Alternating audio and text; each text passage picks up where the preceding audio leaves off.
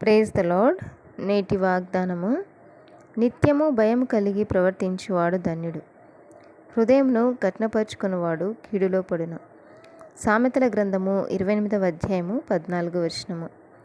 మనం అనేకసార్లు భవిష్యత్తు గురించి భయపడుతుంటాం. ప్రపంచంలో జరుగుతున్న విషయాల గురించి ఆలోచిస్తూ భయపడుతుంటాం. అయితే పరిశుద్ధ గ్రంథం ఈ విధంగా సెలవుస్తున్నది: సైన్యములకు అధిపతియగు యెహోవాయే పరిశుద్ధుడు అనుకునుడి, మీరు భయపడవలసిన వాడు ఆయనే, ఆయన కోసమే దిగులు పడవలను, అప్పుడు ఆయన మీకు పరిశుద్ధ స్థలంగా ఉండును. అవును సహోదరి సహోదరులారా, సముద్రము దాటలేకున్నట్లు దాని తరంగములు ఎంత పొర్లినను అవి ప్రబలలేకయు, ఎంత ఘోషించినను దానిని దాటలేకుండానట్లును నిత్య నిర్ణయం చేత దానికి ఇసుకను సరిహద్దుగా నియమించిన నాకు మీరు భయపడరా? నా సన్నిధిని వనకరాని ప్రభువైన అయిన యెహోవా అడుగుచున్నాడు.